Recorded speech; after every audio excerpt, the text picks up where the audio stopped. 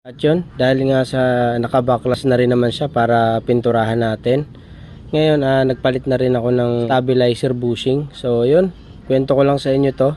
Kahit kami mismong mga alam ng konti sa sasakyan is nakakalimutan din to. Kahit mismo kaming mga may alam ng konti sa paggagawa ng sasakyan ay nakakalimutan din to. Ayan, wasak na wasak yung stabilizer bushing. So ito po ay nakakabit sa control arm ng Kia Pride natin. Ito yung ball joint. Yan. So dito siya nakasama, nakasuksok. So bali ang purpose nito, ganyan. Pinaka-bushing siya para hindi bakal sa bakal. Nakakalimutan din.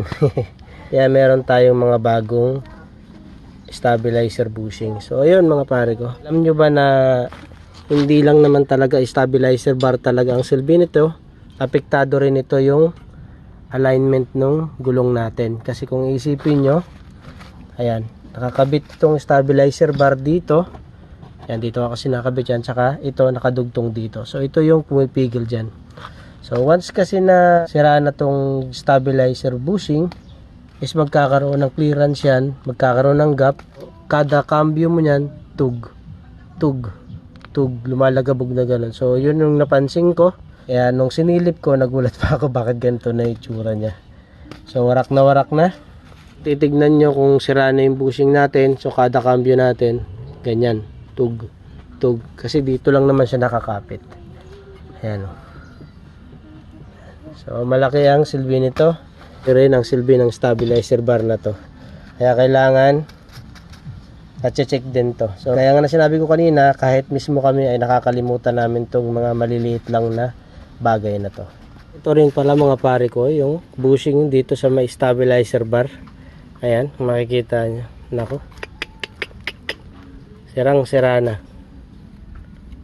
Ayan. So ito ay lilihain natin. Gagamitan natin to ng grinder cap brush para matanggal at mapinturahan. At yun, maging okay ulit.